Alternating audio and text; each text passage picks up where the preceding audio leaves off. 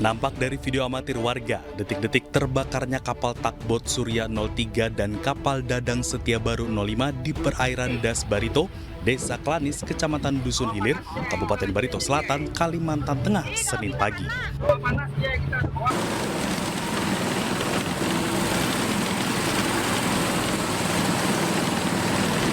Kobaran api membakar hampir seluruh badan kapal takbot, sementara kapal dagang yang terbuat dari bahan kayu ludes dilalap api. Akibat peristiwa ini, 9 ABK dari kapal takbot, 8 diantaranya hilang dan 1 selamat. Sementara 5 orang dari kapal dagang, 2 diantaranya hilang dan 3 orang selamat. Diketahui, 4 orang korban selamat yang beberapa diantaranya mengalami luka bakar setelah dilarikan ke rumah sakit Tamiang Layang Barito Selatan guna mendapatkan perawatan medis. Dia ada 2 kapal, yang pertama itu adalah kapal dagang Setia Baru 05 dan kapal takbut Surya 03. Di mana ada ABK dari kapal takbut Surya 03 itu ada 9 orang yang sementara diketahui, dan 1 orang yang dapat diselamatkan oleh warga dan 8 orang di dalam pencarian. Kemudian dari kapal dagang Setia Baru ada 5 orang, 3 orang yang berhasil diselamatkan dan 2 orang masih dalam proses pencarian. Kini tim gabungan Polda Kalimantan Tengah dan Polres Barito Selatan masih melakukan pencarian 10 orang korban hilang. Sementara itu polisi juga menetapkan status KOU serta melakukan penyelidikan awal api yang menyebabkan kapal terbakar. Dari Palangkaraya, Kalimantan Tengah, Ade Sata, iNews melaporkan.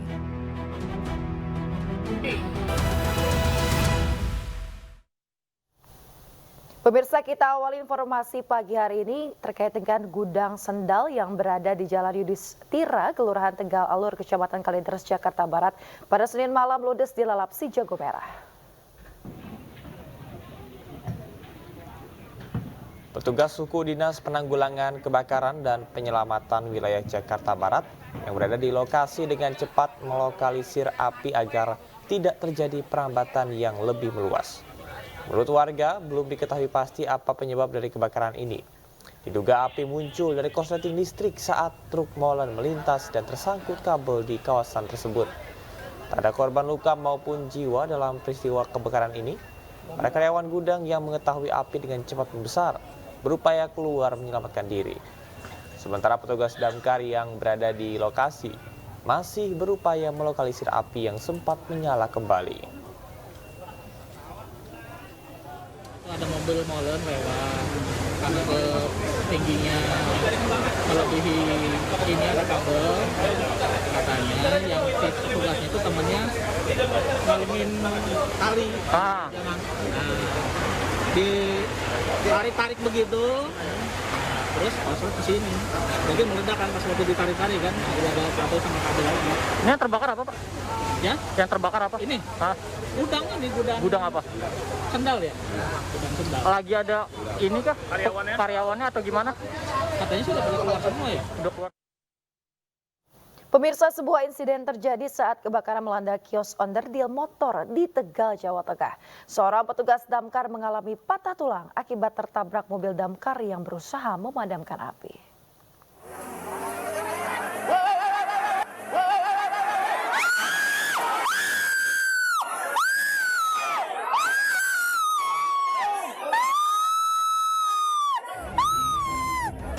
Inilah detik-detik saat mobil pemadam kebakaran yang sedang mundur tiba-tiba menabrak seorang petugas pemadam kebakaran.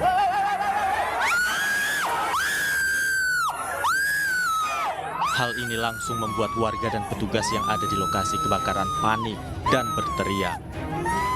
Akibatnya petugas damkar tersebut mengalami patah tulang dan harus dilarikan ke rumah sakit. Petugas damkar. Cepat.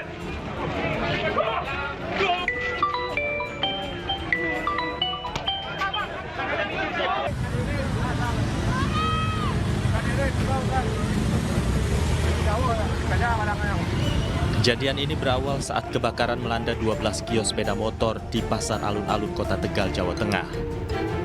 Api pertama muncul dari atap salah satu kios onderdil motor. Tak lama kemudian api membesar dan menyambar ke kios lainnya. Diduga api berasal dari korsleting listrik di salah satu kios. Petugas mengerahkan 3 unit mobil damkar ke lokasi untuk memadamkan api. Saat mobil damkar mendekat ke lokasi, tiba-tiba insiden kecelakaan terjadi yang membuat salah satu petugas damkar mengalami patah tulang.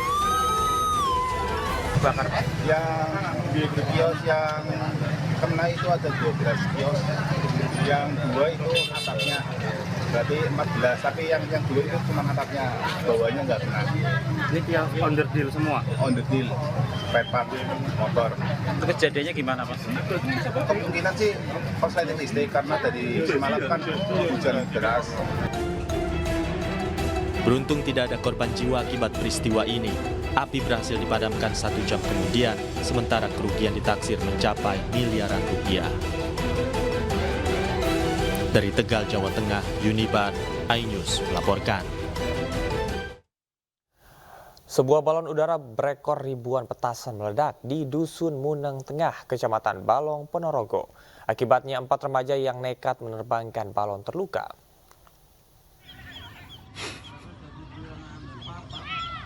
Suara kuat.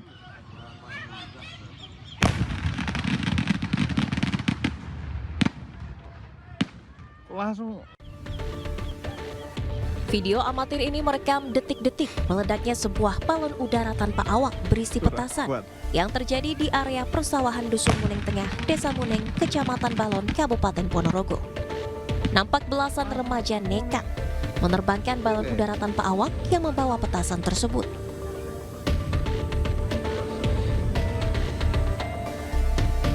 Akibat insiden ini, 1 remaja mengalami luka bakar hingga 63%. Sementara 3 remaja mengalami luka ringan. Keempatnya menjalani perawatan di Rumah Sakit Umum Daerah RSUD Haryono Ponorogo. Beberapa luka bakar itu di tangan, kedua tangan, kemudian di kedua kaki, dan punggung serta leher. Tapi ini pasien kondisinya bagus, alhamdulillah. Sudah diatasi, begitu nyampe IGD, semua kondisi bakarnya persentase 63%. Sudah bagus, sudah distabilkan juga kondisinya. Pasiennya juga sadar penuh, kita tadi sudah tanya-tanya juga. Sementara itu, usai kejadian, polisi melakukan olah tempat kejadian perkara di lokasi ledakan. Hasil penyelidikan sementara diduga petasan sudah meledak sebelum diterbangkan. Untuk indikasi untuk korban yang luka 4 orang, yang 3 sudah pulang, yang 1 masih di rumah sakit. Berapa, Pak? Ini kami dan teman-teman sudah melakukan penyelidikan terkait kejadian tersebut, dan ini masih kami data untuk semua anak-anak yang ikut dalam net. Polisi masih melakukan penyelidikan untuk menetapkan tersangka dalam peristiwa ledakan ini. Sebab menaikkan balon udara tanpa awak berpotensi mengganggu penerbangan dan menyebabkan kebakaran. Dari Ponorogo, Jawa Timur, Ahmad Subeki, iNews melaporkan. Pemirsa, viral di media sosial rekaman emak-emak meneriaki komplotan pencuri yang membawa potongan besi pembatas jalan menggunakan gerobak di kawasan Rawabadak, Koja, Jakarta Utara. Komplotan maling itu pun langsung meninggalkan gerobaknya di pinggir jalan. Ini orangnya nih, viral loh, viral. Maling besi pembatas tuh. Dari video viral ini, terekam aksi 4 orang diduga pelaku pencurian besi pembatas Jalan Yosudarso, Koja, Jakarta Utara, yang sedang membawa potongan besi pembatas jalan dengan menggunakan gerobak. Maling besi pembatas tuh.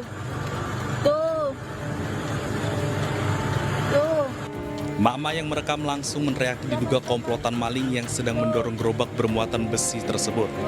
Menurut keterangan petugas, kawasan ini rawan dengan aksi kejahatan.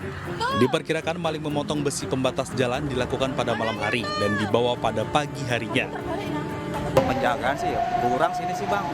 Berarti jalan bebas, jalan umum ya? Iya, kalau sini mah kurang, kalau sini. Kita kalau motor nggak benar-benar digembok benar-benar, nggak tahu dah, pokoknya udah hilang. Akibat kejadian tersebut, warga sekitar pun ikut khawatir karena takut rumahnya turut menjadi sasaran maling. Bagaimana ya, rawan lah Om. Rawan. Itu jalan apa sih Bu yang di depan tuh? Taman atau apa sih? Apa sih kalau situ jalur lambat arah ini ya Pertamina ya. Warga berharap petugas kepolisian menangkap para pelaku karena aksi pelaku semakin membuat resah warga. Dari Jakarta, Sofyan Firdaus, iNews melaporkan. Polisi berhasil meringkus juru parkir liar yang viral di media sosial lantaran mematok tarif Rp150.000 kepada pengunjung Masjid Istiqlal. Dari hasil pemeriksaan, 1 dari kedua tersangka positif mengkonsumsi narkoba. Memang belum pernah Bapak, baru sekali ini memang kaget, tapi masa 150 sih? Biasanya ada uang kebersihan, uang apa ini enggak, kita minta 50 bersih Pak. Ya tapi masa 150 Boleh sih? tanya supir Bapak deh. Kenapa enggak 2 juta aja? Itu bahasanya nggak bagus kan? Nggak bagus Pak, kita ini orang baik-baik Pak. Ya saya juga baik-baik nanyanya, enggak ada parkir segitu. Dengan tangan terborgol, AB dan J, 2 juru parkir liar yang tengah viral di media sosial hanya bisa tertunduk malu saat digelandang oleh petugas kepolisian. Keduanya diringkus petugas Reskrim Polsek Sawah Besar berkat rekaman video dugaan pemerasan terhadap pengunjung Masjid Istiqlal, di mana para pelaku mematok tarif fantastis sebesar Rp150.000. Ya masa 150 sih? Ini loh Pak. Ini biasa Pak di sini. Bapak, Masa 150? memang Bapak, memang belum pernah Bapak, baru sekali ini memang kaget, tapi masa 150 sih? Meski kejadian dalam video viral tersebut sudah 1 bulan yang lalu, namun keduanya tetap diamankan oleh polisi.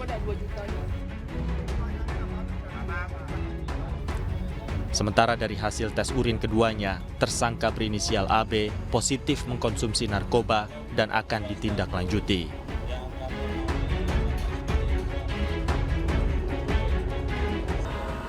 Kemudian pihak yang memvideokan kami juga masih selidiki dan belum bisa kami komunikasikan. Terhadap seseorang yang berinisial AB, kami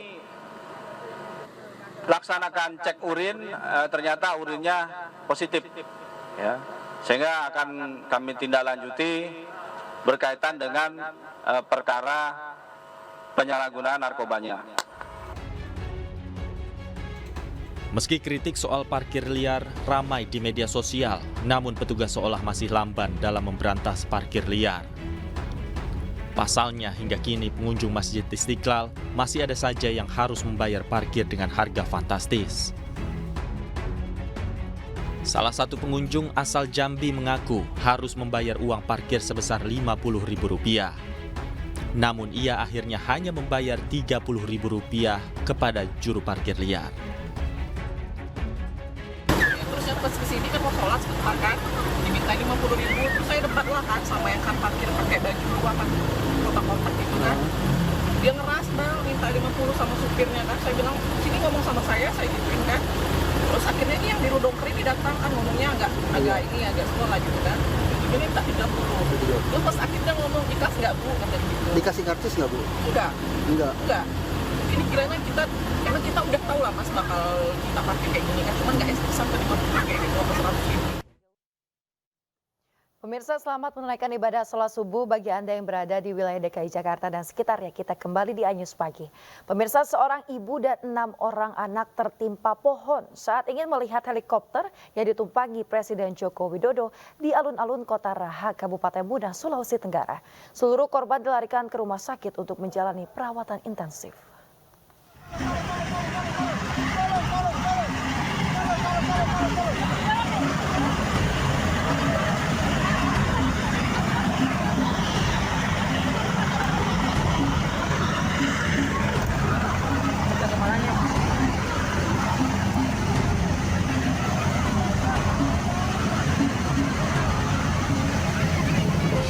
Inilah video amatir pasca pohon tumbang menimpa 7 warga yang ingin melihat kedatangan helikopter yang ditumpangi Presiden Joko Widodo saat mendarat di alun-alun Kota Raha, di Kelurahan Butung-Butung, Kecamatan Katobu, Kabupaten Muna, Sulawesi Tenggara.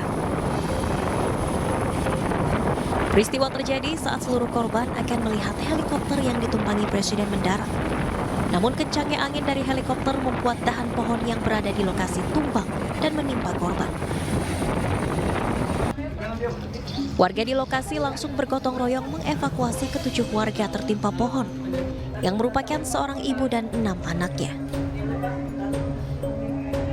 Seluruh korban dibawa ke Rumah Sakit Dr. Laude Baharudin untuk mendapatkan perawatan medis.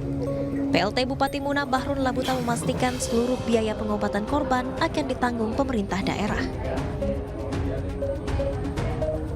Yang di luar itu nanti Pemda yang cover. Kalau saya bilang salah nanti kita lagi ya sedikit adalah nanti silaturahim dari Pemda. Pada santunan jelek, dikira silaturahim. Tadi dari Bandung itu nanti saya biaya. Diketahui kedatangan Presiden Joko Widodo ke Kabupaten Muna untuk melakukan rangkaian kunjungan kerja, yakni peninjauan rumah sakit, pasar sentral Lainoraha, gudang beras Bulog Lende, dan pembagian bantuan langsung tunai. Dari Kabupaten Muna, Sulawesi Tenggara, Febriono Tameng, iNews melaporkan. Pemirsa, kasus dugaan tindak kekerasan seksual seorang pendeta berujung perundungan dan pengancaman di media sosial. Kasus yang menyeret nama seorang pendeta itu ramai setelah kelima korban bersuara di media sosial.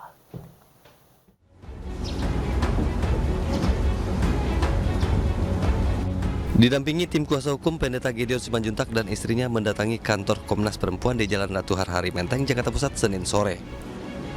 Dengan membawa sejumlah berkas, kedatangan mereka untuk meminta klarifikasi kepada Komnas Perempuan terkait tuduhan dugaan tindak kekerasan seksual terhadap 5 orang wanita. Awalnya kasus dugaan tindak kekerasan seksual tersebut dilaporkan pada tahun 2017 lalu. Meski dari hasil penyelidikan Komnas Perempuan tidak terbukti, namun pada tahun 2024 kasus tersebut kembali muncul yang berdampak pada perundungan dan pengancaman terhadap Gideon dan keluarga di media sosial. Kami datang ke Komnas Perempuan sebenarnya untuk mengucapkan terima kasih karena hingga saat ini kami sudah mendapatkan apa yang bisa kami pegang sebagai acuan kami untuk sebagai alat kami membentengi terhadap isu-isu yang berkembang yang mungkin merugikan nama baik daripada klien kami, Amanda Zevanya maupun Gideon Simanjuntak. Gideon Simanjuntak merupakan pendeta yang telah mengundurkan diri dari Gereja Tiberias pada 24 Maret 2024 lalu. Sedangkan Amanda Zevanya adalah runner-up Miss Indonesia tahun 2011. Keduanya berharap tidak ada lagi warganet yang melakukan perundungan terhadap keluarga mereka di media sosial. Dari Jakarta, Rani Sanjaya, iNews melaporkan. Pemirsa, Bareskrim Polri membongkar laboratorium narkoba di sebuah villa di Canggu, Kabupaten Badung, Bali. Dalam kasus itu polisi menangkap 3 warga negara asing. Phone. Huh? You want to see your phone first? Where's your phone number? Okay, settle. My friend left me and I have to give it back. It's not mine. Not yours? Not yours? Yes. Who's this? Who's on this phone? Huh? Who's on this phone? My friend.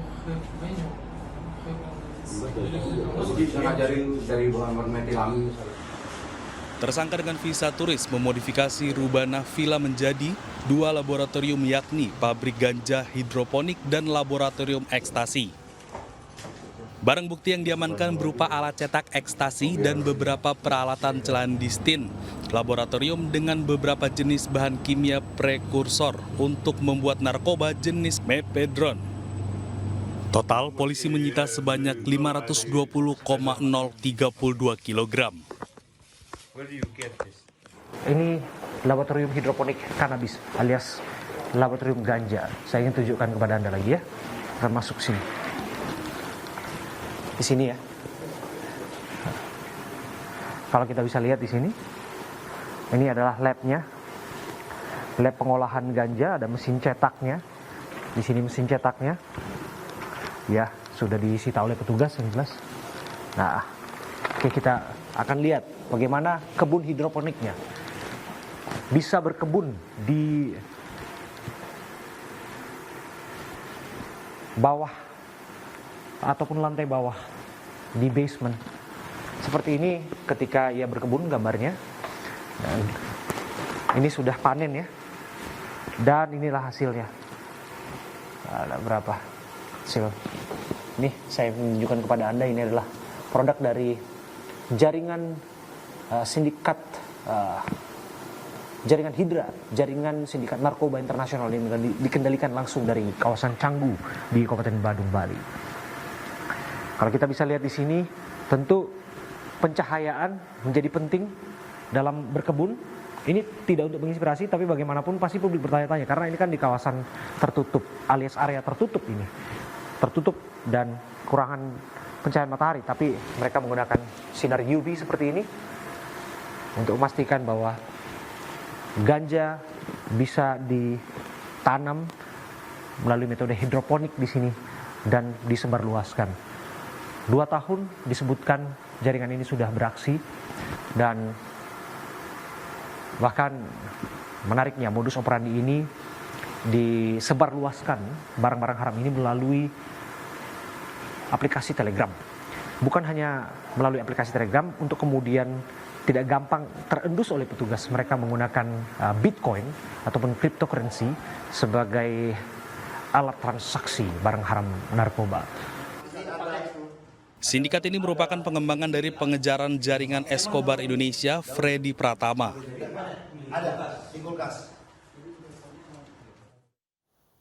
Pemirsa, laboratorium narkoba terbesar hingga jaringan gembong narkoba Freddy Pratama berhasil diungkap di Tipit Narkoba Bareskrim Polri di Badung, Bali. Kabareskrim Polri, Komjen Pol Wahyu Widada menjelaskan penting pengawasan terhadap orang asing. Menyangka seperti ini, tapi adalah satu keberhasilan dari kita semua untuk bisa mengungkap ini. Bisa dibayangkan kalau ini tidak kita ungkap, bagaimana kalau ini berkembang menjadi lebih besar lagi. Ini kalau saya lihat pentingnya pengawasan dari kita semua. Pengawasan terhadap orang asing. Orang asing datang ke sini kan salah satunya Bali menjadi destinasi wisata yang luar biasa. Betul. Semua mata tertuju Bali, semua penduduk akan pengen datang ke Bali untuk berwisata. Tetapi tentu tidak boleh juga ada orang-orang yang melakukan tindakan-tindakan melanggar hukum. Masih dari Bali, pemirsa, aparat Polres Badung, Bali menangkap WNA asal Rusia atas kasus perusakan villa dan juga pengancaman. Namun setelah diselidiki lebih jauh, ternyata pelaku juga melakukan pemerkosaan terhadap wanita asal Belarusia.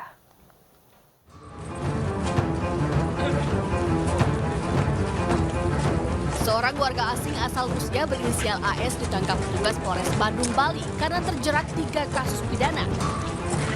Mulai dari perusakan villa, pengancaman hingga pemerkosaan. Pelaku sebelumnya dilaporkan karyawan salah satu villa di kawasan Mengui, Badung, Bali atas tuduhan perusakan. Korban melaporkan bahwa pelaku marah dan melakukan perusakan saat ditagih pembayaran sewa villa. Namun setelah diselidiki ternyata pelaku juga terlibat dalam kasus pidana lain, yakni memerkosa seorang wanita berinisial SY warga negara Belarusia.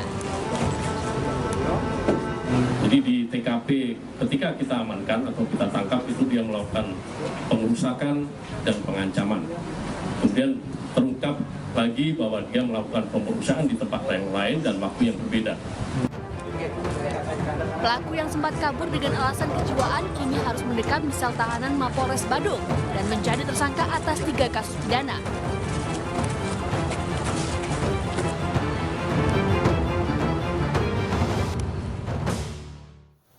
Kita beralih ke informasi selanjutnya. Pemirsa, Pengadilan Tipikor Jakarta kembali menggelar sidang kasus dugaan pemerasan dan juga penerimaan gratifikasi Syahrul Yassin Limpo dan 2 anak buahnya. Persidangan menghadirkan 7 saksi yang merupakan pejabat Kementan.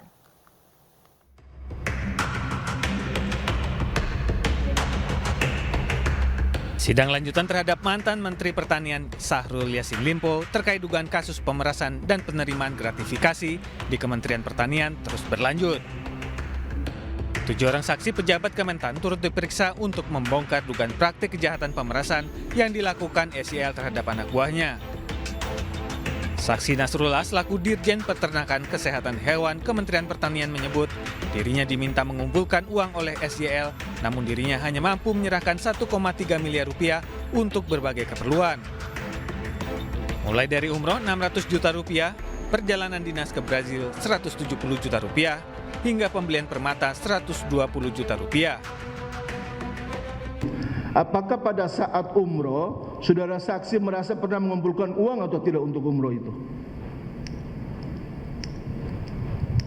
Ya, kami seperti kami jelaskan tadi bahwa untuk yang rencana pelaksanaan ke Arab Saudi, kami itu diminta sharing dari Direktorat Jenderal PSP itu 1M. Berarti artinya bahwa umroh itu adalah yang digunakan bersama dari dana sharing yang saudara saksi dan rekan-rekan lain kumpulkan itu. Kami tidak mengetahui itu. Tidak mengetahui. Tidak mengetahui kalau itu. Secara logik, yang ikut umroh keluarga saya cuman 1 anak dengan istrinya, 2 cucu saya, 2 pembantu. Pakai umroh kayak apapun, masa sampai 1,8 miliar? Unlogik, Pak. Sebelumnya, Jaksa Penuntut Umum KPK mendakwa SYL melakukan pemerasan hingga 44,5 miliar rupiah sejak menjabat sebagai Mentan RI pada awal 2020. Dari Jakarta, Salam Rahmat Sutrisno, iNews melaporkan.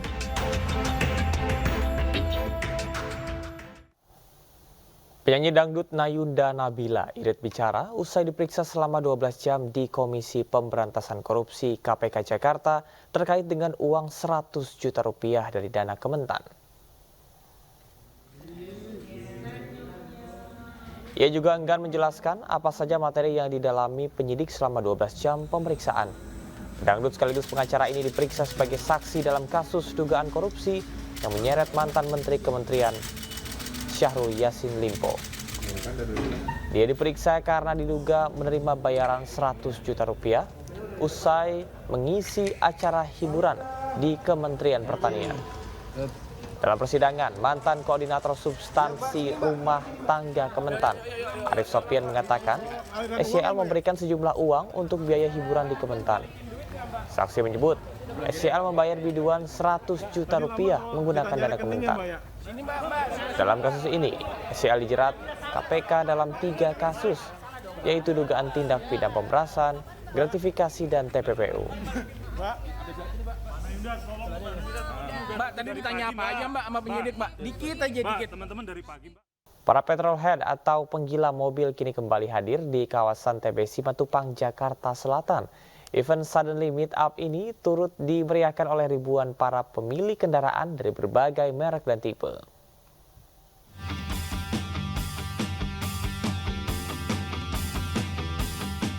Antusias tinggi dari penggila otomotif menjadi salah satu faktor Suddenly Meet Up kembali digelar di TBC Matupang, Jakarta, Minggu sore. Gelaran ini merupakan wadah bagi para pencinta otomotif untuk dapat berkumpul, berbagi pengalaman, maupun edukasi seputar otomotif. Berbeda dari volume sebelumnya, kali ini Suddenly Meet Up ketiga juga diikuti kendaraan roda 2. Kita meet up lah ya, kita meet up para penggemar mobil atau anak mobil, kita meet up di sini. Kebetulan kami untuk yang ketiga ini didukung penuh sama Kemenparekraf. Kami juga mengangkat UMKM yang terkait industri otomotif. Kemudian ya kita ngumpul aja lah anak mobil di sini, kita nongkrong di sini sama-sama. Kita nggak ada batasan mobil, nggak ada batasan merek, kategori mobil atau apapun. Pokoknya yang suka mobil di sini kita ngumpul semua. Jadi dari hari pertama Suddenly Meet Up berdiri, memang banyak sekali berkonsultasi langsung dengan kami di IMI Mobility, karena posisi saya sebagai Wakil Presiden IMI Mobility itu membawahi segala macam komunitas kendaraan Indonesia, roda 4 maupun roda 2. Mungkin ini pertama kali Suddenly Meet Up ada bagian motornya ya, sebelumnya kan mobil semua. Nah di sini kita nunjukin nih bahwa kita ada komunitas yang teman-teman bisa gabung juga kalau kalian punya ide dan konsep yang sama untuk konsep customnya gitu, terutama. Event yang merupakan inisiatif dari beberapa komunitas mobil ini rencananya akan digelar di sejumlah kota lain di Indonesia. Dari Jakarta, Indra Setiabudi, iNews melaporkan. Pemirsa, ribuan jemaah calon haji kloter kelima asal Kabupaten Karawang, Jawa Barat berangkat ke Arab Saudi. Sementara itu pemirsa, ratusan jemaah calon haji asal Kota Padang berangkat ke Tanah Suci melalui Bandara Internasional Minangkabau, Padang, Pariaman.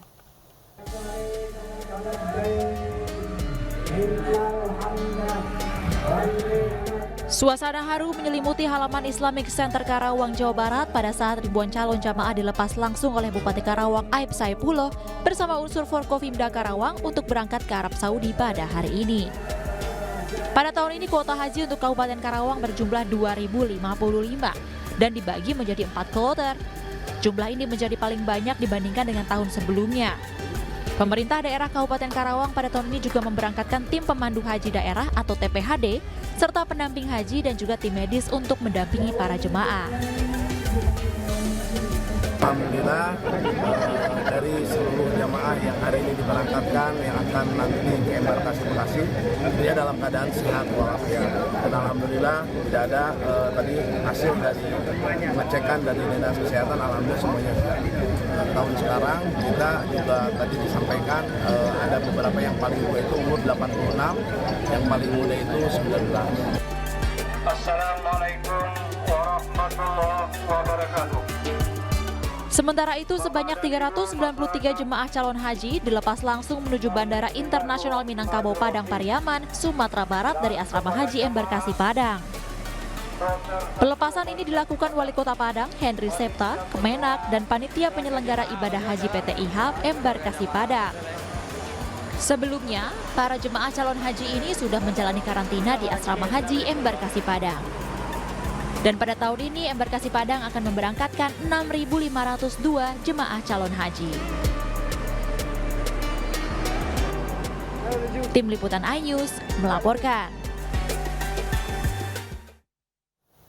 Pemirsa, sejumlah koper milik calon jemaah haji asal Kabupaten Tuban, Jawa Timur diberi berbagai macam penanda unik.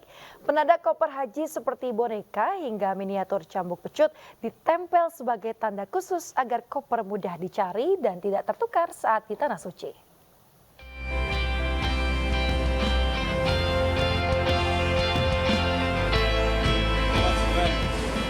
Calon jemaah haji memberi tanda unik dari berbagai barang miliknya. Mulai dari boneka, centong makan, corong minyak, bungkus permen, kain, hingga miniatur cambuk pecut. Barang-barang tersebut sengaja ditempel sebagai penanda koper agar mudah dicari dan tidak tertukar dengan jemaah lainnya. Milih pakai penanda pecut itu gimana? Ya, biar nggak tertukar sama yang lain. Biar gampang kapan carinya di sana. Ini satu keluarga, Bang? Iya, satu keluarga. Sama istri berarti ya, sama istri, yang dikasih tanda sama istri. Ya. Usai dikumpulkan di halaman kantor Kementerian Agama Kabupaten Tuban, Jawa Timur, satu persatu koper diverifikasi atau dicek kelengkapannya. Jika semua kelengkapan mulai dari ID card hingga berat maksimal koper 32 kg sudah terpenuhi, koper calon jemaah haji akan langsung dibawa ke Asrama Haji Sukolilo, Surabaya. Kalau tanda uniknya memang dibebaskan, yang tanda yang memang yang sudah paten itu ya ID card apa itu, kayak gini ya, ini yang memang yang dari sana yang ini. Ya, kalau yang seperti ini, nah, jamaah berkreasi sendiri kan. Data dari kantor Kemenak Tuban, calon jamaah haji asal Kabupaten Tuban yang berangkat ke Tanah Suci tahun 2024 sebanyak 1.157 orang. Mereka terbagi menjadi 4 kloter yang diberangkatkan melalui embarkasi Surabaya. Dari Tuban, Jawa Timur, Pipit Wibawanto, iNews melaporkan. Menyisihkan keuntungan dari hasil berjualan pecel lele sejak tahun 1991. Pasangan suami istri di Cianjur, Jawa Barat berangkat naik haji. Dan meskipun pemberangkatannya sempat tertunda, lantaran sang istri sakit, keduanya diberangkatkan tahun ini pada kloter pertama.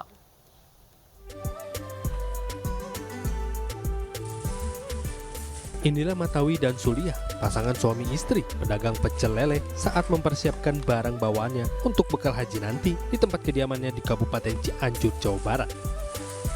Kegigihan dan tekad yang kuat untuk melaksanakan ibadah haji, pasangan suami istri ini menabung dengan menyisihkan keuntungan dari berjualan pecel lele sejak tahun 1991. Keduanya mendaftarkan diri pada tahun 2012 dan sempat beberapa kali penundaan pemberangkatan dari tahun 2021 hingga 2023. Lantaran sang istri sakit akibat terkena tumor dan harus melakukan beberapa kali operasi. Dan tahun ini keduanya pun akhirnya bisa melaksanakan ibadah haji bersama dan akan diberangkatkan pada kloter pertama tanggal 13 Mei 2024. Daftar berdua sama istri. Iya, sama istri. Terus mulai dari situ nabung? Nabung sampai selama sekarang ini kebetulan dipanggilnya tahun 2022. Terus diundur masalahnya istri sakit. Aduh, seneng banget kemarin teh, masih kita teh seneng banget. Masih nggak bisa lihat UG udah seneng banget teh. Insya Allah di sana bisa gitu, bisa aktivitas biasanya segalanya gitu. Sebelumnya ibu sakit apa, Bu? Sakit tumor. Keduanya pun merasa sangat bersyukur dan bahagia bisa melaksanakan ibadah haji bersama. Selain itu mereka juga berharap bisa melaksanakan ibadah haji dengan lancar dan khusyuk, serta menjadi pribadi yang jauh lebih baik lagi dan menjadi haji yang mabrur. Dari Cianjur, Jawa Barat, Muhammad Andi Isya, iNews melaporkan. Pemirsa, menjelang Hari Raya Kurban, seorang pedagang kambing kurban dibantu menggunakan jasa 3 orang SPG cantik untuk menarik pembeli. Alhasil, meski Hari Raya Idul Adha masih 1 bulan lagi, pesanan kambing mencapai 160 ekor. Dari sekitar berapa nih? 3,5-an. Yang lebih gede lagi ada, Mbak?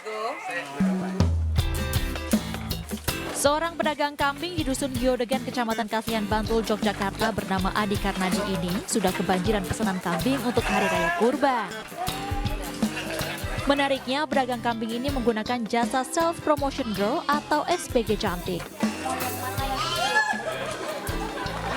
Ide ini terlintas ketika Adi melihat pameran kendaraan di mal yang banyak dikunjungi warga karena adanya SPG cantik yang menawarkan kendaraan.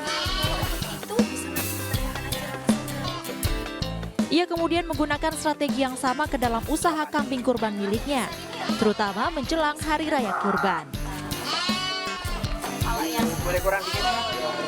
Memanfaatkan jasa SPG orang-orang yang public speakingnya bagus, berpenampilan menarik, itu sebenarnya akan meningkatkan brand saya. Jadi sampai detik ini saja sudah terpesan sekitar 160 ekor. Itu berkat dari mbak-mbak dari yang SPG saya. Yang tahun kemarin saja itu sampai akhirnya itu cuma laku sekitar 130. Ini belum mendekati saja sudah tembus sekitar 160-an. Belum pernah ditawarin untuk menjual hewan gitu, makanya untuk itu aku tertarik gitu. Karena menjual kambing itu kayaknya belum pernah ketemu gitu akunnya. Selain menggunakan jasa 3 orang SPG cantik untuk menarik pembeli kambing, Adi Karnadi juga memberikan bonus makan sate gratis di warung miliknya bagi pembeli kambing. Tanggapannya bagus sekali nih, Pak. Inovasi terbaru ini, Pak. Makan gratis di sini, Pak.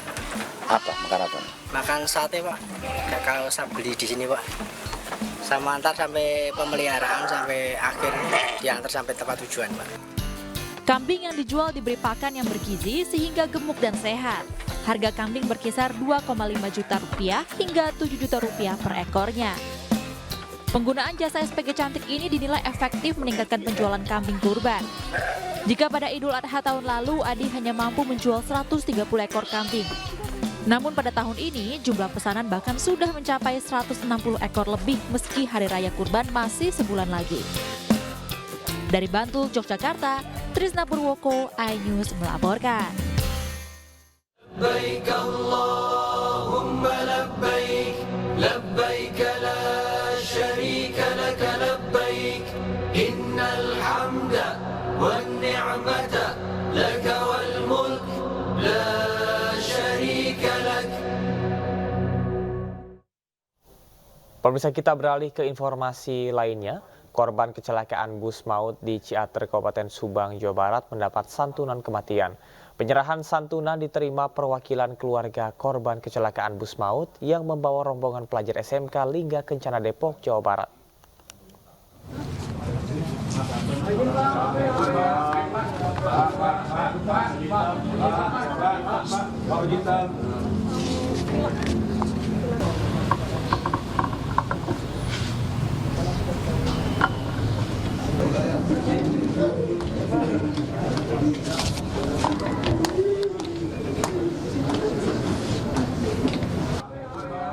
Isak tangis sejumlah perwakilan keluarga dari siswa SMK Lingga Kencana Depok tak terbendung saat proses penyerahan santunan dari Jasara Harja dan Pemkot Depok.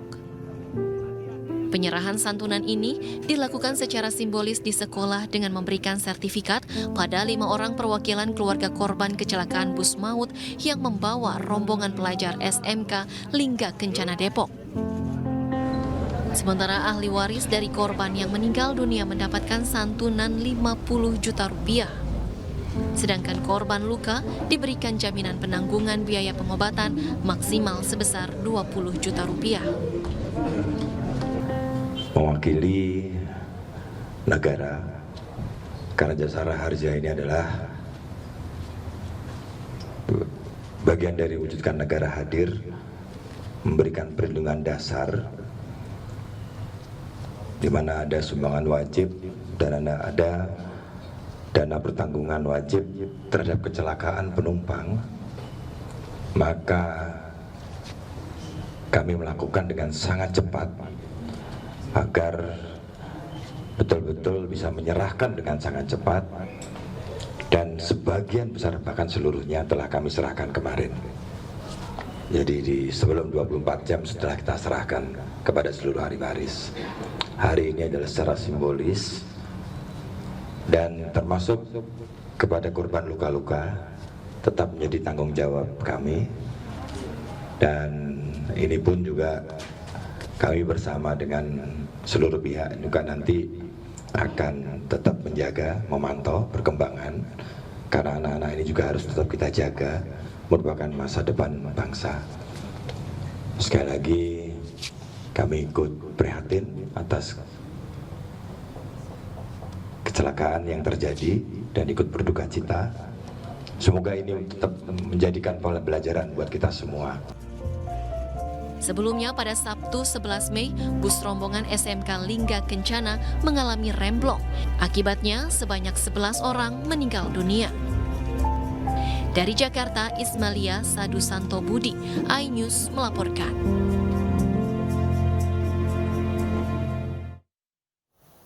Pemirsa, pasca insiden kecelakaan bus yang mengangkut siswa SMK Lingga Kencana, 29 siswa dirujuk ke Rumah Sakit Bayangkara Brimob Depok, Jawa Barat. Per kemarin, pemirsa, 17 korban luka telah dipulangkan dan 12 masih dalam perawatan.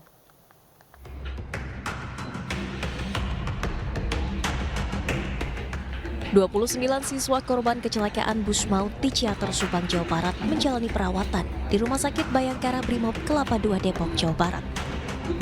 Dari sebanyak 29 siswa, 15 diantaranya menderita luka ringan dan 14 menderita luka berat akibat patah tulang dan harus dioperasi. Data hingga Senin pagi sebanyak 17 pasien luka ringan sudah dipulangkan. 11 pasien masih dirawat inap dan 1 pasien menjalani perawatan intensif di ICU. Kembali dipulangkan itu ada 17 pasien itu sudah bisa dipulangkan karena kondisinya sudah membaik dan hanya luka-luka ringan saja. Dan saat ini kita masih merawat ada 12 korban yang masih dirawat di ruang perawatan dan 1 ada yang dirawat di ICU. Dari 12 itu sudah dilakukan operasi, ada 7 korban yang mengalami luka berat, sudah dilakukan operasi kemarin ortopedi, dan hari ini akan dilanjutkan lagi dengan 1 pasien yang mengalami cedera pada tulang rahang, dilakukan operasi oleh. Sebelum dipulangkan, para korban juga menjalani proses trauma healing oleh psikolog. Dari Depok, Jawa Barat, Iung Rizky, iNews melaporkan. Pemirsa, Menteri Pariwisata dan Ekonomi Kreatif Sandiaga Uno menyayangkan kembali terjadinya kecelakaan bus pariwisata di tanah air.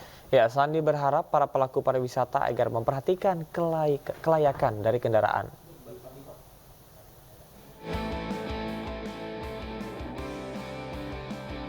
Kecelakaan bus pariwisata Putra Fajar yang menimpa rombongan para pelajar SMK Lingga Kencana Depok menjadi perhatian khusus Menparekraf Sandiaga Salahuddin Uno dalam Weekly Brief with Sandiaga Uno di Gedung Sabtarsona, Jakarta. Menparekraf mengimbau masyarakat agar ikut serta dalam pengawasan serta pengecekan alat transportasi sebelum digunakan dalam berkegiatan. Tapi kalau memperketat dan melarang studi tour yang menunjuk bus tanpa melakukan pengecekan, saya sepakat. Jadi kalau studi turnya itu dilakukan harus ada step-stepnya. harus ada langkah-langkahnya. Dan siapa yang tanggung jawab? Ya penyelenggaranya, termasuk sekolahnya, termasuk guru-gurunya, dan orang tua muridnya juga. Karena kalau yang murid-muridnya pelajar kan masih udah happy ya, suruh masuk ya ikut aja gitu. Padahal yang harus memastikannya itu adalah baik sekolahnya, perusahaan yang menyediakannya, guru-gurunya, dan orang tua. Sandi menjelaskan pemerintah melalui Kementerian Perhubungan telah menyediakan aplikasi Spionam atau sistem perizinan online angkutan darat dan multimoda yang dapat diakses oleh seluruh masyarakat dengan cara mendownload di Play Store atau Apple Store untuk mencari terkait kelaikan transportasi yang akan digunakan. Dari Jakarta, Fakih Satrio Ainus melaporkan. Draft rancangan Undang-Undang Penyiaran menjadi sorotan karena memuat sejumlah pasal problematik. Salah satu poin problematik dalam draft RUU Penyiaran adalah melarang penayangan konten jurnalistik investigatif.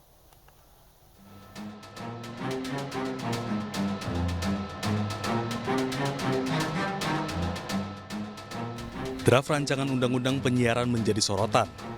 Pasalnya, dalam draft tersebut ditemukan sejumlah pasal yang dinilai bermasalah hingga mendapat kritik tajam dari berbagai pihak. Salah satu poin problematik dalam draft RUU Penyiaran pasal 50B ayat 2 huruf C yang melarang penayangan eksklusif karya jurnalistik investigatif. Dewan Pers menekankan harus ada diskusi mendalam antara pihak pembuat RUU dengan insan pers.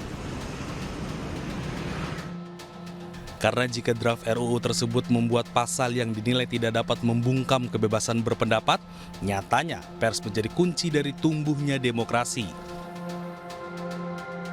Komisi 1 DPR menyatakan tidak ada maksud dari pemerintahan Presiden Jokowi maupun pemerintahan Prabowo mendatang memberangus hak-hak masyarakat.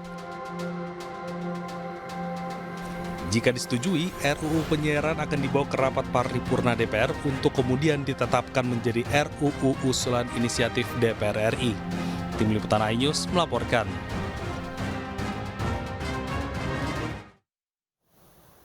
Pemirsa, Lembaga Bantuan Hukum Pers, LBH Pers meminta DPR mencabut pasal RUU Penyiaran yang bertentangan dengan Undang-Undang Pers. Karya jurnalistik dilindungi oleh hukum dengan Undang-Undang Pers. Lembaga Bantuan Hukum LBH Pers mempertanyakan draft rancangan Undang-Undang Penyiaran dari DPR RI. Direktur Eksekutif Lembaga Bantuan Hukum LBH Pers, Ade Wahyudin, menyayangkan pasal rancangan Undang-Undang Penyiaran yang melarang konten investigasi dari jurnalistik. Konten investigasi salah satu karya jurnalistik yang dilindungi oleh hukum. Investigasi jurnalistik merupakan salah satu karya jurnalis yang dilindungi oleh UU Pers nomor 40 tahun 1999. Bila investigasi jurnalistik dilarang, maka terjadi pelanggaran UU Pers. Kita tahu betul bahwa karya jurnalistik adalah bagian dari kemerdekaan pers. Dan kemerdekaan pers itu dijamin oleh hukum karena dia bagian dari hak asasi manusia. Kemudian yang kedua, yang menjadi pertanyaannya adalah kenapa karya jurnalistik itu ditakutkan atau dilarang naik dalam konten penyiaran. Hal ini juga menjadi pertanyaan serius sebenarnya, karena sebenarnya karya jurnalistik itu dia adalah karya yang berstandar kode etik jurnal. Karya jurnalistik adalah konten yang sah dan legal gitu ya secara hukum. Oleh karenanya kami sebenarnya dari LBH Pers menuntut gitu ya, pasal terkait dengan larangan penyiaran karya jurnalistik investigasi ini itu dicabut gitu ya. Karena nggak ada alasan lagi terkait dengan larangan karya jurnalistik karena dia sudah dijamin oleh Undang-Undang Pers atau Undang-Undang Nomor 40 Tahun 99. Untuk itu, LBH Pers meminta kepada DPR untuk mencabut pasal terkait larangan investigasi dalam RUU Penyiaran yang bisa membungkam dan membatasi kemerdekaan pers. Dari Jakarta, Kevin Fakan, iNews melaporkan. Sementara itu, pemirsa, berikut fakta-fakta revisi Undang-Undang Penyiaran yang baru. Pasal 8A, sengketa visual jurnalistik diselesaikan oleh Komisi Penyiaran Indonesia. Sementara penyelesaian sengketa jurnalistik biasanya hanya dilakukan di Dewan Pers.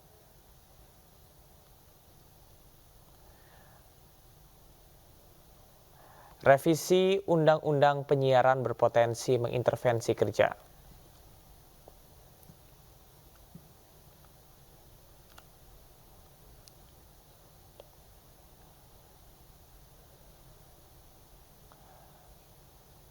Ya, pemirsa, sementara revisi Undang-Undang Penyiaran berpotensi mengintervensi kerja jurnalistik secara profesional.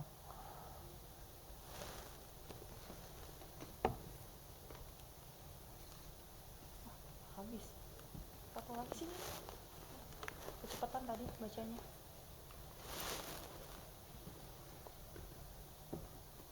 Pemirsa, dugaan adanya tekanan dari berbagai pihak di perkara pra-peradilan penetapan tersangka tindak pidana pencucian uang Panji Gumilang.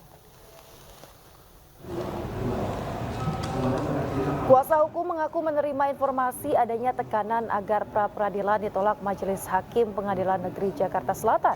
Selain itu, pemirsa, pernyataan dua anggota Komisi 3 DPR RI yang tiba-tiba mengomentari kasus terkait juga menjadi sorotan. Namun Majelis Hakim dipercaya bisa objektif dan profesional dalam mengadili perkara tersebut. DPR itu kerjanya harusnya bikin undang-undang, bukan jadi juru bicaranya Mabes Polri. Kenapa yang berbicara menanggapi kami selama ini bukanlah Kadipro, Humas atau Karopenmas, tapi yang menanggapi malah DPR. Jadi kita bingung gitu loh ya. Menuju Hospital Tourism, sebuah rumah sakit di Kota Batu, Jawa Timur dilengkapi dengan hyperbaric oxygen therapy. Fasilitas ini diharapkan menambah daya tarik pasien berkunjung tak hanya berobat, namun juga berwisata.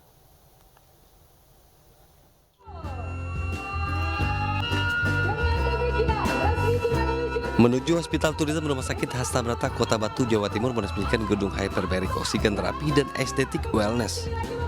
Fasilitas hyperbaric oxygen terapi ini adalah metode pengobatan konvensional dengan cara menghirup oksigen murni melalui masker dalam ruangan udara bertekanan tinggi.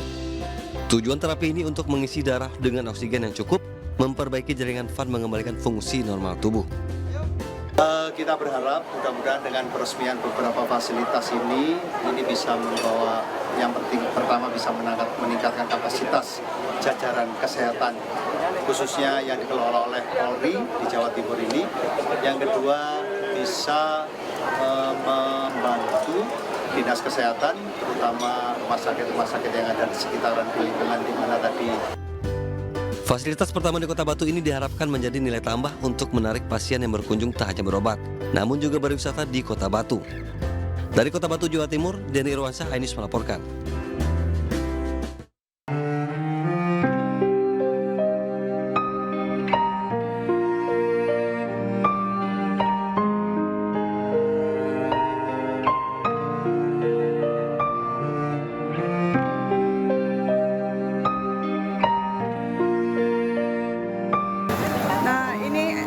Kondisi sekolah SD 03 di Galuh 2 hancur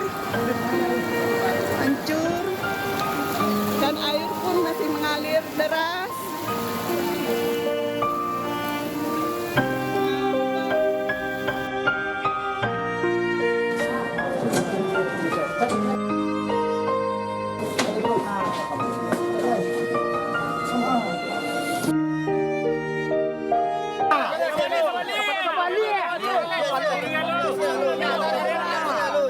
Lanjut duduk, Pak.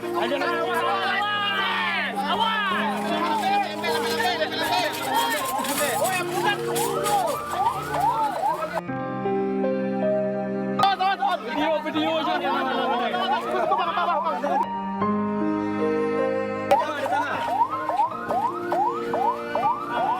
Ada laki-laki ibu tadi yang kecil.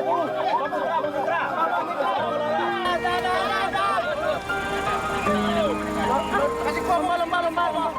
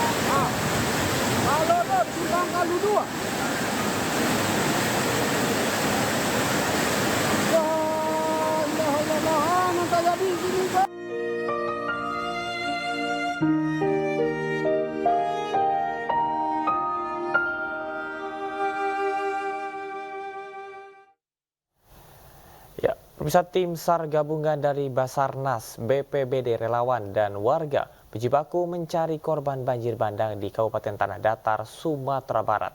Dalam proses evakuasi itu 3 korban ditemukan tewas, 4 orang warga hilang dan masih dalam proses pencarian.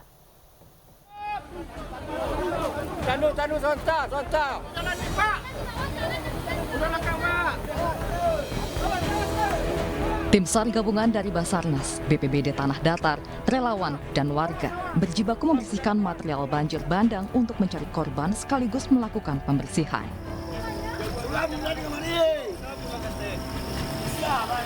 Intensitas hujan tinggi menyebabkan aliran sungai yang berhulu dari Gunung Singgalang naik dan memicu terjadinya banjir bandang. Terjangan banjir bandang menghantam desa Pagu-Pagu Nagari, Pandai Sike, Kabupaten Tanah Datar, Sumatera Barat.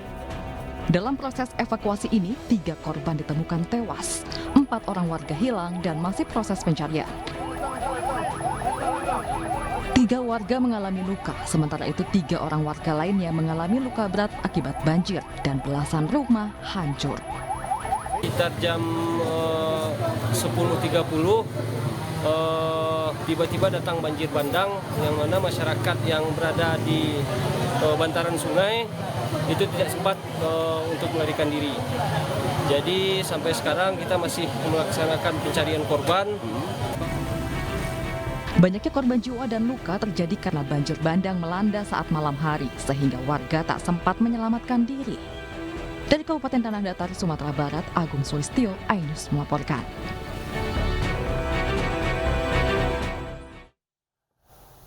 Keluarganya masih hilang pasca diterjang banjir bandang. Satu keluarga rela bermalam di kantor Camat Kayu Tanam, Sumatera Barat. Sementara itu pemirsa, menurut BPBD Padang Pariaman, diperkirakan masih ada sekitar 6 orang yang dalam pencarian.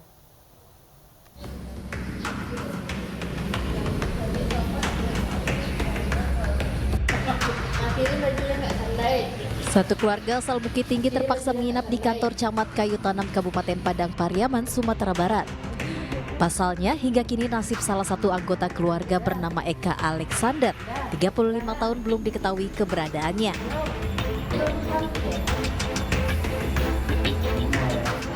Sang istri terakhir berkomunikasi dengan korban sekitar setengah 11 malam.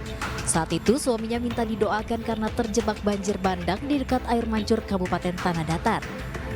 Udah dicari ke Puskesmas Kayu Tanam, rumah sakit belum ada ketemu. Berarti masih mencari ya? Ya, masih mencari, mudah-mudahan selamat dia. Sementara itu BPBD Padang Pariaman masih akan mencari 6 orang lagi yang dikabarkan hilang. 5 berasal dari Batu Sangkar dan 1 lainnya suami Fitri berasal dari Bukit Tinggi. Dari Padang Pariaman, Sumatera Barat, Eka Guspriyadi, iNews melaporkan. Dan pemirsa, untuk mengetahui informasi terkini, kita sudah terhubung dengan rekan Agung Sulistyo di Rumah Sakit Ahmad Muhtar Bukit Tinggi dan juga rekan Wahyu Sikumbang di Simpang Buki, Nagri Buki Batabuah, Canduang, Kabupaten Agam. Ya, kita akan ke rekan Agung terlebih dahulu. Rekan Agung, berapa jumlah korban banjir bandang yang dirawat di sana dan berapa orang korban meninggal sampai dengan saat ini? Baik pemirsa, untuk saat akhir dari posko utama banjir bandang Kabupaten Tanah Datar, untuk semalam itu sudah ditemukan 42 korban ditemukan dalam kondisi meninggal dunia. Sedangkan untuk dalam pencarian sementara ini yang terdata ada 11 orang. Namun berkemungkinan data ini akan terus bertambah karena masih ada pihak-pihak keluarga yang melaporkan kehilangan anggota keluarganya. Dan kemarin itu ada daerah yang sulit tembus, namun ini sudah bisa masuk tim SAR gabungan. Namun untuk kondisi Sumatera Barat ini kondisi masih belum bisa memungkinkan, itu di daerah Sungai Jambu. Dan petugas terpaksa bekerja ekstra keras karena kondisi medan yang berat dan banyaknya material-material kayu maupun batu-batu besar yang dibawa banjir bandang ini. Dan selain itu kondisi cuaca yang tiba-tiba selalu berubah dan pada siang ini tiba-tiba mendung dan hujan lebat. Karena tadi malam ini juga hujan deras juga melanda sebagian Sumatera Barat. Dan untuk memantau daerah-daerah operasi SAR, petugas tim SAR gabungan dari Basarnas juga menggunakan peralatan pendukung berupa drone yang memiliki drone thermal untuk memantau di mana daerah-daerah yang dicurigai masih ada korban di kawasan tersebut. Ya, baik, artinya Agung, ketika tadi adanya sejumlah laporan, apakah ada keluarga-keluarga yang melaporkan bahwa ada anggota keluarganya yang hilang dan sampai saat ini apakah Anda bisa menghimpun data tersebut, Agung?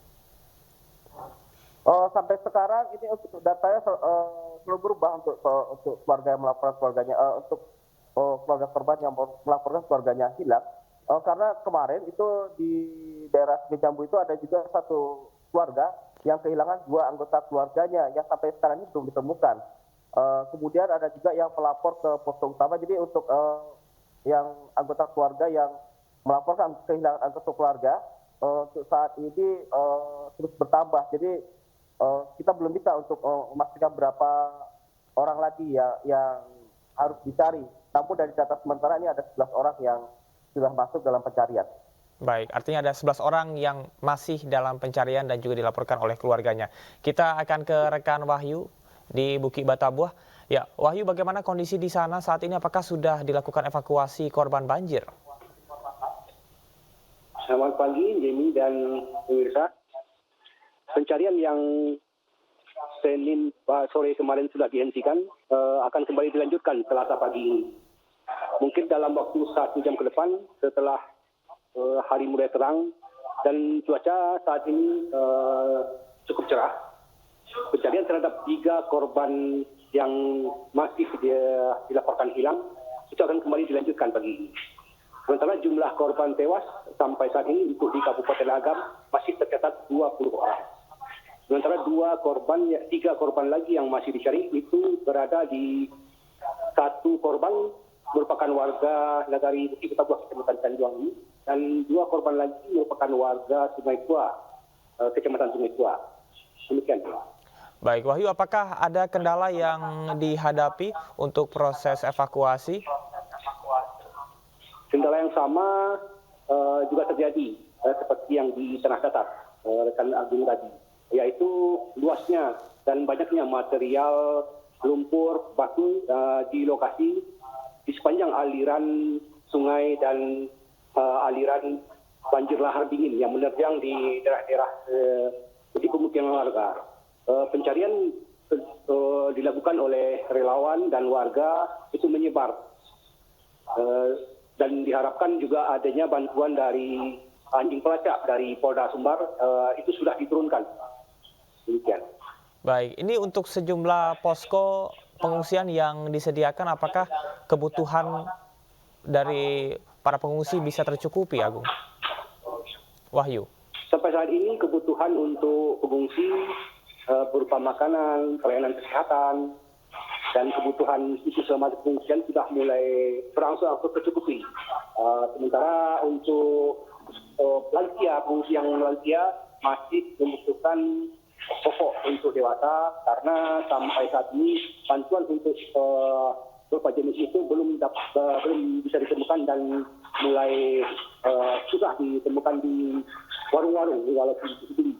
Demikian. Baik, Wahyu, apakah bisa dipastikan bahwasanya seluruh masyarakat yang ada yang tinggal, yang bermukim di tempat-tempat yang rawan terjadinya banjir bandang ini sudah mengungsikan dirinya ke posko pengungsian? Ya, untuk warga yang berada di bantaran sungai atau daerah yang zona berbahaya itu dapat dipastikan oleh petugas telah menjauh dari daerah bahaya dari rumahnya, keluar dari rumahnya karena memang daerah yang dilanda oleh banjir bandang ini memang luas gitu. Tidak hanya sekitar 5 atau 10 meter dari bantaran sungai atau dampak dari lintasan banjir bandang ini, tapi itu sudah mencapai sekitar ratusan meter gitu. Ya. Jadi sudah dipastikan para warga tidak ada lagi yang berada di daerah zona bahaya. Baik, Agung, bagi masyarakat yang ingin memberikan bantuan ataupun juga sumbangan ini perlu menghubungi kemana, Agung?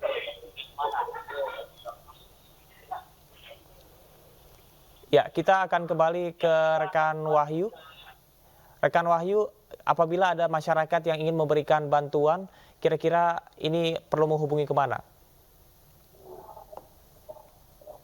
Menyalurkan bantuan itu dapat diantarkan langsung ke posko induk yang berada di Cepta Canduang dan juga ada posko lainnya di Kecamatan Sungai Tua. Sementara jika ada pihak-pihak yang ingin mengantarkan langsung ke tempat pengungsian atau kepada korban di rumah-rumah warga juga dapat berkoordinasi dengan petugas-petugas yang ada di posko-posko tanggap darurat bencana banjir lahar dingin Gunung Merapi ini. Oke, baik. Tentunya ini sejumlah posko pengungsian sudah disediakan dan kita harapkan bahwa kebutuhan dari para pengungsi bisa tercukupi. Terima kasih rekan Agung dan juga rekan Wahyu Sikumbang yang melaporkan langsung dari Kabupaten Tanah Datar dan juga dari Kota Agam. Selamat bertugas kembali. Pemirsa, banjir merendam 40 desa di 5 kecamatan Kabupaten Wajo, Sulawesi Selatan dengan ketinggian air hingga 2 meter. Banjir ini hampir terjadi 2 pekan. Banjir merendam 9.281 rumah di 40 desa di 4 kecamatan di Kabupaten Wajo, Sulawesi Selatan akibat luapan Danau Tempe serta kiriman banjir kabupaten tetangga. Ketinggian banjir berkisar dari 1 hingga 2 meter. Kondisi terparah ada 3 lokasi yakni Kelurahan Laelo, Kelurahan Salo, Mengraleng, Desa Loa. Warga terpaksa menggunakan perahu untuk menuju pemukiman yang terendam. Yang terdampak luapan air Danau Tempe, kami pantau 4 sampai 5 kecamatan ini air memang juga cenderung bertambah debitnya, namun jumlah rumah kakak yang terdampak itu masih seperti data sebelumnya. Sementara itu, akibat banjir yang tak kunjung surut, puluhan pengungsi termasuk 3 balita terlantar di posko pengungsian di Jalan Budi Utomo, Sengkang, Kecamatan Tempe, Kabupaten Wajo, Sulawesi Selatan. Sebelumnya, balita terpaksa minum air putih dan makan makanan basi lantaran persediaan makanan habis. Namun saat ini semua keperluan warga sudah terpenuhi. Kondisi banjir 2 meter merendam pemukiman para pengungsi membuat mereka tetap bertahan di tempat pengungsian.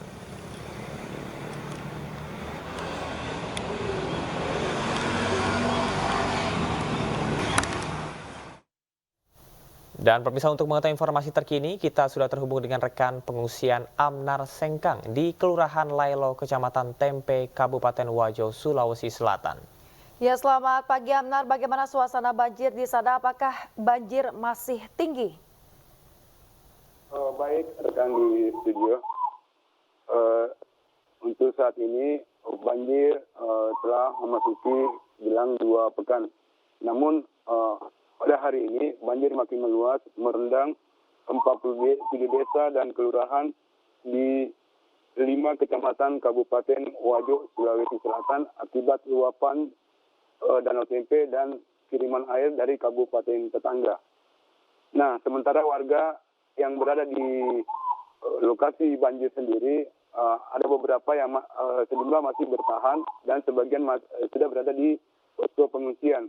Nah, untuk di posko pengungsian sendiri yang terletak di Jalan Budi Utomo Sengkang di Aula Dinas Perikanan itu ada berjumlah 6 kakak dengan 30 jiwa. Sementara yang lain 20 kakak berada di rumah warga. Demikian, setuju. Ya, baik Amnar, ini kalau kita melihat di layar kaca bahwa banjir juga masih tinggi. Lantas bagaimana kondisi warga yang terdampak? Apakah sudah ada posko pengungsian yang disediakan? Baik, Camat di studio dan pemirsa. Untuk posko pengungsian sendiri atau tempat pengungsian sudah disiapkan. Itu berada di gedung aula dinas perikanan di Jalan Budi Utomo Sengkang. Di tempat sana ada sekitar 6 kepala keluarga dengan 30 jiwa, juga dihuni oleh 3 balita. Demikian, Camat. Ya, lantas bantuan apa saja yang paling dibutuhkan oleh warga yang terdampak banjir di sana? Baik, rekan di studio dan pemirsa, untuk para korban banjir sendiri di lokasi banjir, untuk saat ini berbagai kesulitan yang mereka hadapi dari susahnya transportasi, krisis air minum, krisis makanan, dan rumah mereka juga terancam ambruk dengan adanya gelombang dan angin yang diakibatkan dengan adanya banjir tersebut. Namun untuk saat ini mereka sangat membutuhkan, para korban banjir untuk saat ini mereka membutuhkan air bersih, makanan, dan bambu. Demikian kan di studio. Baik Amnar, kita berharap bahwa pengungsi ini bisa segera tetap bertahan dan juga bisa terpenuhi kebutuhannya. Ya, terima kasih Amnar Sengkang dari Kabupaten Wajo, Sulawesi Selatan. Selamat bertugas kembali dan jaga kondisi.